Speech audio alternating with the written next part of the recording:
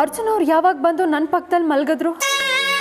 ನಾನು ಈ ರೂಪದಲ್ಲಿ ಇದ್ರೂ ಸಹ ನನ್ನ ಪಕ್ಕದಲ್ಲಿ ಬಂದು ಮಲಗಿದ್ದಾರೆ ಅಂದರೆ ನನ್ನ ಮೇಲಿದ್ದಿದ್ದ ಪ್ರೀತಿ ಇಷ್ಟೇನಾ? ಛೇ, ನಾನು ಯಾಕೆ ಹಾಗೆ ಯೋಚನೆ ಮಾಡಲಿ?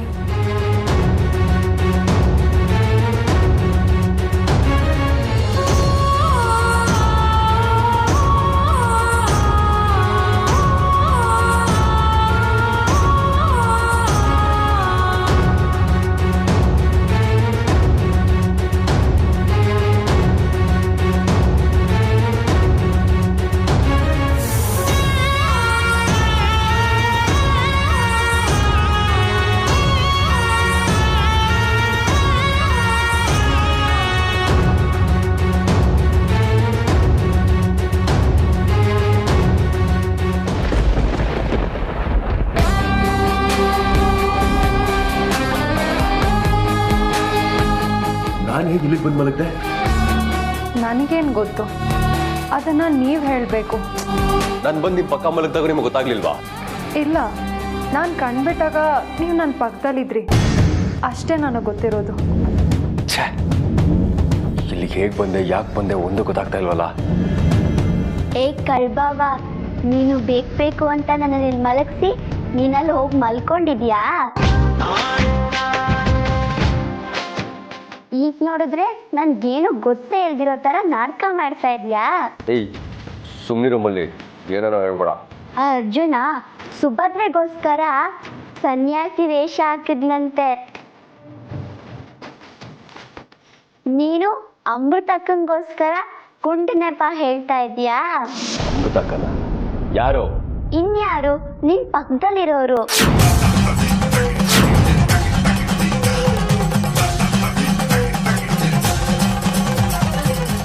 ಏನು ಹೇಳ್ತಾ ಇದೀಯ ನೀನು? ನಿಜನೇ ಹೇಳ್ತಾ ಇದ್ದೀನಿ. ಮಲ್ಲಿ, ನಾನು ಅಮೃತನ? ಬಾವ, ನಿಮ್ಮನ್ನೇ ಅಮೃತ ಅಂತ ಅನ್ಕೋಬೋದಲ್ವಾ? ಏಯ್ ಹಂಗೆ ಹೇಳು ಮತ್ತೆ, ನಾನು ಬೇರೆನೇ ಅರ್ಥ ಮಾಡ್ಕೊಂಡ್ಬಿಟ್ಟಿದ್ದೆ.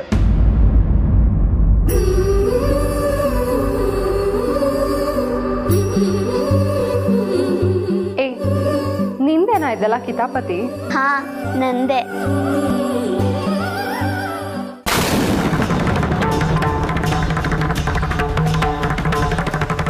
ನಾಳೆ ಮಣಿಪೂರ್ಣಿಮಾ.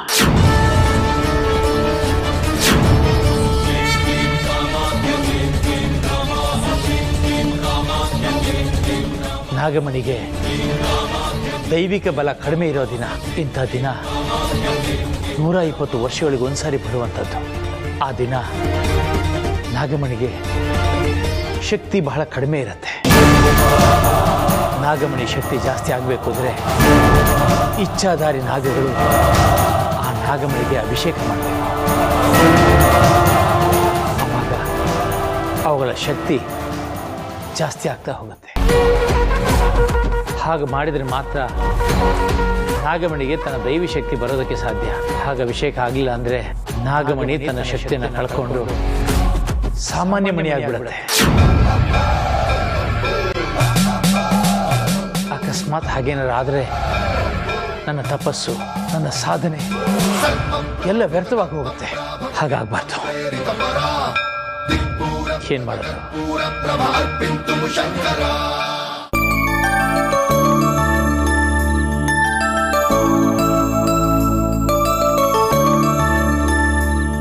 ಅರ್ಜುನ್ ಬನ್ನಿ, ನಾನು ತಿಂಡಿ ಬಡಿಸ್ತೀನಿ. ಅಮ್ಮ ತಿಂಡಿ ಕೊಡು. ಏ ಅರ್ಜುನ್, ಏನೋ ನೀನು? ತಿಂಡಿ ಕೇಳಿದ್ರೆ ಯಾಕೆ ಹೀಗೆ ಹೇಳ್ತಾ ಇದೀಯಾ?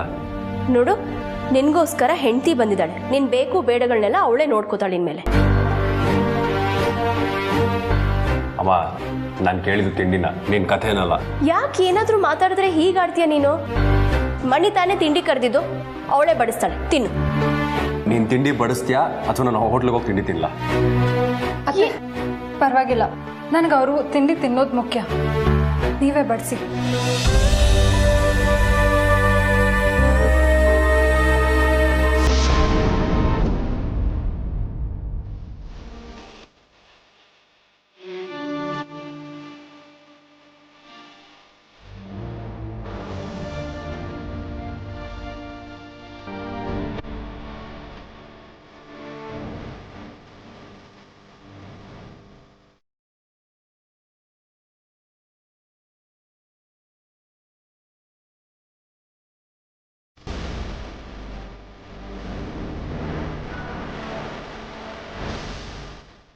ಈಗ ನಾಗಮಣಿ ನಾಗರತ್ನ ರೂಪದಲ್ಲಿ ಅಮೃತಳ ಮನೇಲಿದೆ. ಅಮೃತಳಿಗೆ ಹೇಳಿದರೆ ಮಗುವಿಗೆ ಅಭಿಷೇಕ ನೆರವೇರುತ್ತೆ. ಆದರೆ ಅವಳು ಈ ಭೂಮಿಗೆ ಬಂದ ಉದ್ದೇಶನೇ ನೆರವೇರೋದಿಲ್ಲ. ಇಲ್ಲ, ಆ ನಾಗಮಣಿ ಆ ಮಗುವಿನ ರೂಪದಲ್ಲಿರೋ ವಿಚಾರ ಅಮೃತಳಿಗೆ ಗೊತ್ತಾಗಬಾರ್ದು. ಏನ್ ಮಾಡಬೇಕು? ಅತ್ತೆಮ್ಮ, ಅರ್ಜುನ್ ಚೆನ್ನಾಗಿರ್ಲಿ ಅಂತ ಮಣಿ ಜೊತೆ ಮದುವೆ ಮಾಡಿದ್ವಿ. ಆದರೆ ಅವನು ಮಣಿನ ಕಣ್ಣೆತ್ ಕೂಡ ನೋಡ್ತಾ ಇಲ್ಲ. ಹೀಗೆ ಆದರೆ ಅವ್ರ ಸಂಸಾರದ ಗತಿ ಏನು ಅತ್ತೆಮ್ಮ? ಇನ್ನೇನಾಗುತ್ತೆ, ನಾನೊಂತೀರಾ ನೀನೊಂತೀರಾ ಅಂತ ಇರಬೇಕಾಗುತ್ತೆ.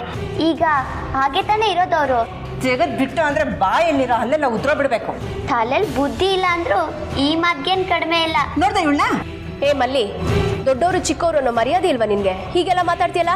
ನೀವಿಬ್ರು ಹೀಗೆ ಇದ್ರೆ ಅರ್ಜುನ್ ಬಾವ ಮಣಿ ಅಕ್ಕ ಹೀಗೆ ಒಂದಾಗ್ದಲೇ ಇರ್ತಾರೆ. ಅಡ್ಗೋಡೆ ತರ ನೀನ್ ಅವ್ರಿಬ್ರು ಮಧ್ಯೆ ಇದ್ರೆ ಅವ್ರಿಬ್ರು ಹೇಗೆ ಒಂದಾಗ್ತಾರೆ? ಅವರಿಬ್ರು ಒಂದಾಗ್ದಲೇ ಇರೋದು ನನ್ನಿಂದ ಅಲ್ಲ, ನಿಮ್ಮಿಂದ. ಏನೇ ಹೀಗೆ ಹೇಳ್ತಿದ್ಯಾ? ಮಲ್ಲಿ, ನೀನೇನು ಹೇಳಬೇಕು ಅಂತಿದ್ಯೋ ಅದನ್ನು ನೇರವಾಗಿ ಹೇಳು. ಈಗ ಅರ್ಜುನ್ ಬಾವನಿಗೆ ಏನ್ ಬೇಕು ಏನ್ ಬೇಡ ಅಂತ ನೋಡ್ಕೊಳ್ಳೋದಕ್ಕೆ ಮಣಿಯಕ್ಕ ಇದಾರ್ ತಾನೆ? ಹೌದು. ಮಣಿಯಕ್ಕ ಇದ್ರೂ ಸಹ ಕಾಫಿನ ತಿಂಡಿನ ಊಟನ ನೀವೇ ಭಾವನಿಗೆ ಕೊಟ್ರೆ ಮಣಿಯಕ್ಕ ಭಾವನ್ ಮಧ್ಯೆ ಪ್ರೀತಿ ವಿಶ್ವಾಸ ಹೇಗ್ ಬೆಳೆಯುತ್ತೆ? ಪ್ರತಿಯೊಂದಕ್ಕೂ ಗಂಡ ಹೆಂಡತಿ ಮೇಲೆ, ಹೆಂಡತಿ ಗಂಡದ ಮೇಲೆ ಅವಲಂಬಿಸಿದ್ರೆ ತಾನೆ ಪ್ರೀತಿ ಬೆಳೆಯೋದು. ಹಾಗೆ ಈ ಮನೆಗೆ ನಂತರ ಮುದ್ದಾಗಿರೋ ಮಗುನೂ ಬರುತ್ತೆ. ಇವಳು ಸರಿಯಾಗಿ ಹೇಳ್ತಿದ್ದಾಳೆ ತಾನೆ? ಹೌದು. ಈಗೇನು ಮಾಡೋದತ್ತೆಮ್ಮ?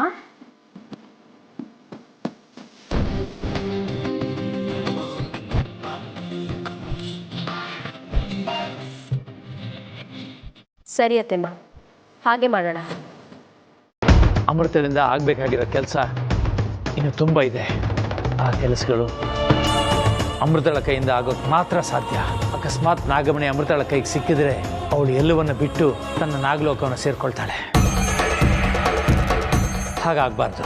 ಅಮೃತಳಿಗೂ ಗೊತ್ತಾಗದೇ ಇರೋ ಹಾಗೆ ನಾಗಮಣಿಗೆ ಅಭಿಷೇಕ ಆಗೋ ಹಾಗೆ ಮಾಡಬೇಕು. ಏನು ಮಾಡಲಿ?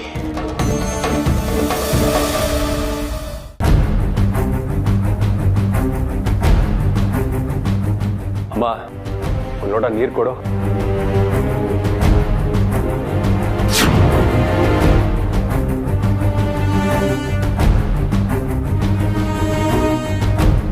ಅಮ್ಮ, ನೀರು ಕೊಡು ಅಂತ ಕೇಳಿದೆ. ನಾನು ಯಾಕಪ್ಪ ಕೊಡ್ಲಿ? ಮತ್ತಿನ್ಯಾರು ಕೊಡ್ತಾರೆ? ನಿನ್ನ ಹೆಂಡತಿ ಬಂದಿದ್ದಾಳಲ್ಲ, ಅವಳನ್ನೇ ಕೇಳು. ಮಣಿ, ನಿನ್ನ ಗಂಡಂಗೆ ಏನೋ ಬೇಕಂತೆ ನೋಡಮ್ಮ.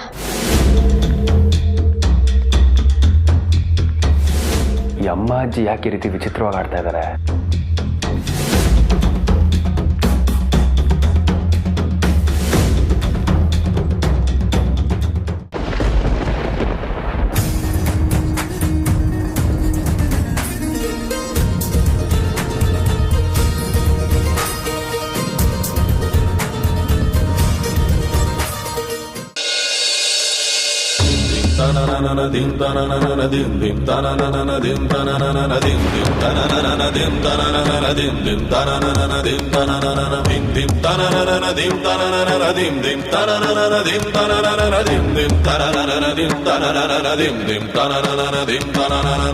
ಏ ಮಲ್ಲಿ, ಯಾಕೆ ಅಳ್ತಾ ಇದ್ಯಾ? ನಿನ್ನೆ ಕೇಳ್ತಾ ಇರೋದು ಯಾಕೆ ಅಳ್ತಾ ಇದ್ಯಾ? ಯಾಕೆ ಅಳ್ತಿದಾರಮ್ಮ ಇವಳು? ಗೊತ್ತಿಲ್ಲ ಕಣ. ನಾನು ಅವಾಗಿಂದ ಒಂದು 3-4 ಸಲ ಊಟಕ್ಕೆ ಬಾರೆ ಬಾರೆ ಅಂತ ಕರಿತಾನೆ ಇದ್ನಿ. ಬರ್ದೆ ಹೀಗೆ ಅಳ್ತಾ ಕೂತಿದ್ದಾಳೆ. ಮಲ್ಲಿ, ನೀನ್ ಏನು ಅಂತ ಹೇಳಿದ್ರೆ ತಾನೇ ನಮ್ಗೆ ಗೊತ್ತಾಗೋದು. ಸುಮ್ಮನೆ ರೀತಿ ಅಳ್ತಾ ಇದ್ರೆ ಏನಂತ ಅನ್ಕೋಬೇಕು ನಾವು? ಅದೇನು ಅಂತ ಹೇಳು ಮಲ್ಲಿ. ನನಗೆ ತುಂಬಾ ಹೊಟ್ಟೆ ಹಸಿತಿದೆ. ಅದು ಬಿಟ್ರೆ ಹೊಟ್ಟೆ ತುಂಬತ್ತಾ? ಊಟ ಮಾಡ್ಬೇಕು ತಾನೆ. ನಮ್ಮ ಅಪ್ಪ ಅಮ್ಮ ನನಗೆ ತುತ್ತು ಮಾಡಿ ತಿನ್ಸೋರು, ಅದು ನೆನಪಿಗೆ ಬಂತು.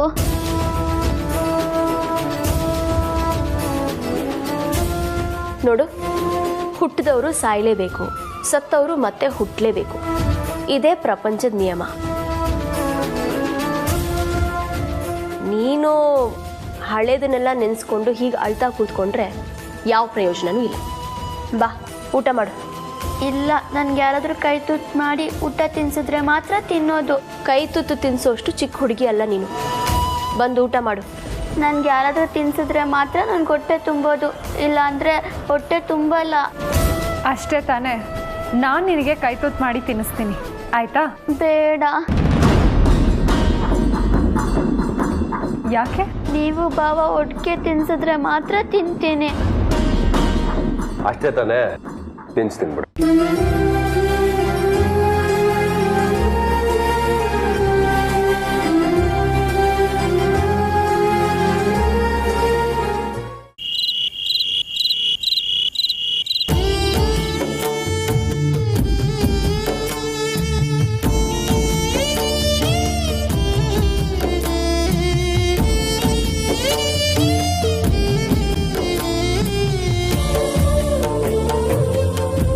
ಹೇಮಾ, ಈ ಮಲ್ಲಿಗೂ ನಮಗೂ ಏನೂ ಸಂಬಂಧ ಇಲ್ಲ. ಆದರೂ ನೋಡು, ಅಜ್ಜುನ ಮಣಿನ ಎಷ್ಟೊಂದು ಹಚ್ಕೊಂಡಿದ್ದಾಳೆ ನೋಡು. ಹೌದು ಅತ್ತೆಮ್ಮ, ಅವಳ ಮುಖದಲ್ಲಿ ಅದೇನೋ ಒಂಥರ ಆಕರ್ಷಣೆ, ದೈವಿ ಕಳೆ ಎದ್ದು ಕಾಣಿಸ್ತಾ ಇದೆ. ನಿಜ ಹೇಮಾ ನೀನು ಹೇಳೋದು. ಅವಳ ಮುಖದಲ್ಲಿ ದೈವಿಕ ಕಳೆ ಇದೆ. ಆ ದೇವರೇ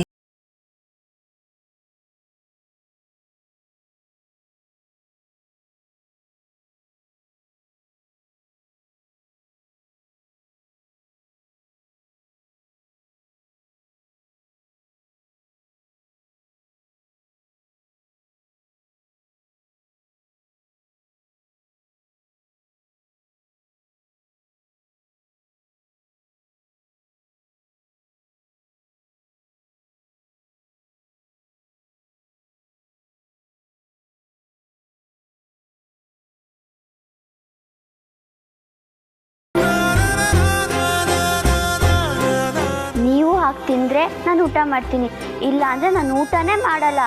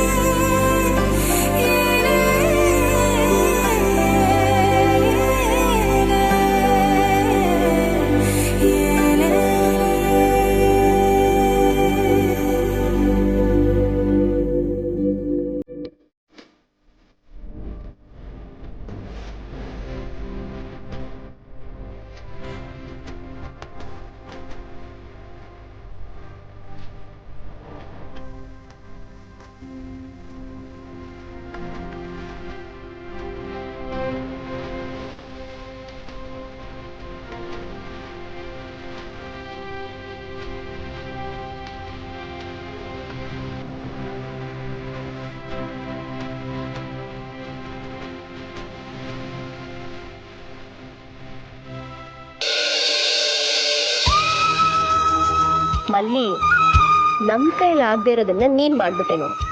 ನಿನ್ನ ಎಷ್ಟು ಹೊಗಳಿದ್ರು ಕಮ್ಮಿನೇ, ಎಷ್ಟು ಮುದ್ದು ಮಾಡಿದ್ರು ಸಾಕಾಗಲ್ಲ. ಹೌದು ಕಣೆ ಮಲ್ಲಿ, ಪವಾಡ ಅನ್ನೋ ರೀತಿ ಅವರೊಬ್ರಿಗೊಬ್ರು ತುತ್ತು ತಿನ್ಸಿದ್ರು. ಅವರಿಬ್ರು ಇಷ್ಟು ಬೇಗ ಒಂದಾಗ್ತಾರೆ ಅಂತ ನಾನು ಅಂದ್ಕೊಂಡೇ ಇರಲಿಲ್ಲ. ಅತ್ತೆಮ್ಮ, ಊರಿಗೆ ಬಂದವಳು ನೀರಿಗೆ ಬರಲ್ವಾ ಅನ್ನೋ ಹಾಗೆ ಇಷ್ಟು ಹತ್ರ ಆದವರು ಇನ್ನೂ ಹತ್ರ ಆಗದೆ ಇರ್ತಾರ ಹೇಳಿ? ನಿಜ ಹೇಳ, ನೀನು ಈ ಮನೆಗೆ ಬಂದಾಗ ನಂಗೆ ಸ್ವಲ್ಪನೂ ಇಷ್ಟ ಆಗಲಿಲ್ಲ. ಆದ್ರೀಗ ನಮ್ಮ ಮನೆಗೆ ಮಹಾಲಕ್ಷ್ಮಿ ಥರ ಬಂದಿದ್ಯಾ ಅನಿಸ್ತಾ ಇದೆ. ನಾನು ಇದ್ ಕಡೆ ಲಕ್ಷ್ಮಿನೂ ಇರ್ತಾಳೆ, ಪಾರ್ವತಿನೂ ಇರ್ತಾಳೆ. ಲಕ್ಷ್ಮಿ ಪಾರ್ವತಿ ಜೊತೆಗೆ ಶಾಂತಿ, ನೆಮ್ಮದಿ, ಸಮಾಧಾನನೂ ಇರುತ್ತೆ. ಏನು ಅಜ್ಜಿ ಅಮ್ಮಂಗೆ ಮಲ್ಲಿ ಮೇಲೆ ಇಷ್ಟೊಂದು ಪ್ರೀತಿ ಜಾಸ್ತಿ ಆಗ್ಬಿಟ್ಟಿದೆ, ಅದು ಇದ್ದಕ್ಕಿದ್ದ ಹಾಗೆ? ಅವಳಿಗೆ ಅವಳ ಅಪ್ಪ ಅಮ್ಮ ನೆನ್ಪು ಬಂದತ್ತಾಗ ನೀವಿಬ್ರು ತಂದೆ ತಾಯಿ ಸ್ಥಾನದಲ್ಲಿ ನಿಂತು ತುತ್ತು ತಿನ್ಸಿದ್ರಿ. ಹಾಗೆ ಅವಳ ಮನೆಯವ್ರ ನೆನ್ಪು ಬಂದಾಗ ನಾವು ಅವಳ ಜೊತೆಗಿದ್ದೀವಿ ಅಲ್ವೇನೆ ಮಲ್ಲಿ? ಹೌದು ಬಾವ. ಹೌದು ಕಣ ಮಲ್ಲಿ, ನಮ್ಮ ಮನೆಗೆ ಬಂದ್ಮೇಲೆ ಈ ಮನೆಗೆ ಒಂದು ರೀತಿ ಕಳೆ ಬಂದಿದೆ. ಅದೇನೋ ನನಗೆ ಗೊತ್ತಿಲ್ಲ ಅಜ್ಜಿ, ಒಟ್ಟಿನಲ್ಲಿ ಒಂಥರ ನೆಮ್ಮದಿ ಶಾಂತಿ ಅಂತೂ ಸಿಗ್ತಾ ಇದೆ. ಮಲ್ಲಿ ಮಲಗ್ ನಡಿ. ಬಾವ, ನಿನ್ನ ನಾನೊಂದು ಮಾತು ಕೇಳಬೇಕಿತ್ತು. ಕೇಳು. ನಾಳೆ ನನ್ನನ್ನ ದೇವಸ್ಥಾನಕ್ಕೆ ಕರ್ಕೊಂಡು ಹೋಗ್ತೀಯಾ? ದೇವಸ್ಥಾನಕ್ಕ? ಏನಂತ ವಿಶೇಷ? ನಾಳೆ ನನ್ನ ಹುಟ್ಟುಹಬ್ಬ. ಓ ಹೌದಾ, ಸರಿ ಕರ್ಕೊಂಡು ಹೋಗ್ತೀನಿ. ಈಗ ಮಲ್ಕೋಬಾ. ನೀನು ಹೋಗ್ ಬಾವ, ನಾನು ಬರ್ತೀನಿ. ಸರಿ. ಪಟ್ ಪಟ್ ಪಟಾಕಿ ಮಲ್ಲಿ, ನಾಳೆ ನಿನ್ ಹುಟ್ಟಬ್ಬ ಅಂತ ಯಾಕೆ ಹೇಳಿಲ್ಲ? ನಿಜವಾಗ್ಲೂ ನಾಳೆ ನನ್ನ ಹುಟ್ಟುಹಬ್ಬ ಆಗಿದ್ರೆ ತಾನೆ? ಅಂದ್ರೆ ನಾಳೆ ನೀನು ಹುಟ್ಟುಹಬ್ಬ ಅಲ್ವಾ? ಸುಳ್ಳು ಹೇಳ್ದ್ಯಾ? ಹೌದು. ಯಾಕೆ? ಯಾಕಂದ್ರೆ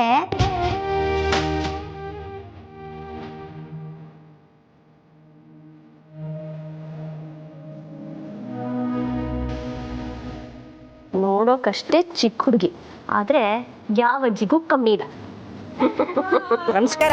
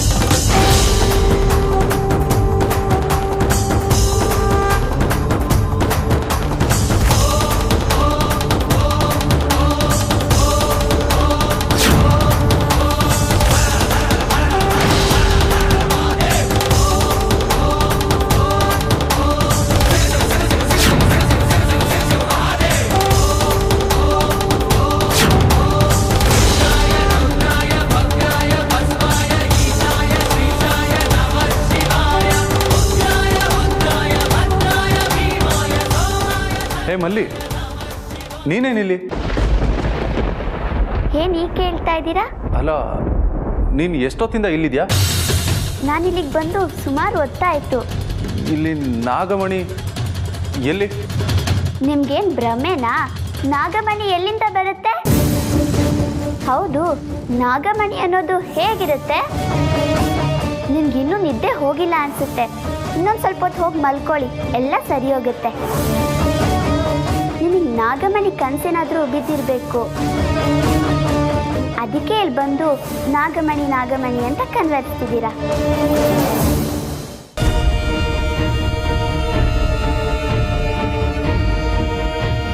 ಯಾವುದು ನಂಬಬೇಕು, ಯಾವುದು ನಂಬಾರ್ದು ಅನ್ನೋದೇ ಗೊತ್ತಾಗ್ತಾ ಇಲ್ಲ.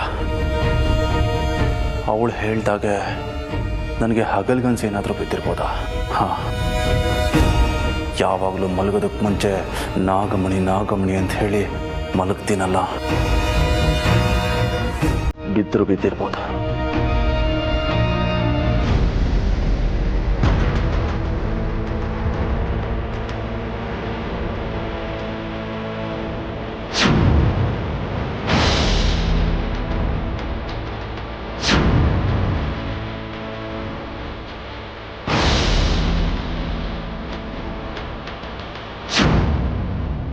ಶಾಸ್ತ್ರಿಗಳೇ, ನಾನು ಹೀಗೆ ಹೇಗಿದ್ದೀನಿ ಅನ್ನೋದು ನಿಮಗೆ ಗೊತ್ತಾ? ಇದಕ್ಕೆ ಕಾರಣ ನಾನಲ್ಲ, ನೀವೇ. ನಾನು ಮಣಿ ರೂಪದಲ್ಲಿದ್ದಿದ್ರೆ ತುಂಬ ಸಂತೋಷವಾಗಿರ್ತಿದ್ದೆ. ಆದರೆ ನೀವು ನನ್ನನ್ನು ಮಾನವ ರೂಪಕ್ಕೆ ತಂದು ಇಕ್ಕಟ್ಟಿಗೆ ಸಿಗಿಸ್ತಿದ್ದೀರಾ.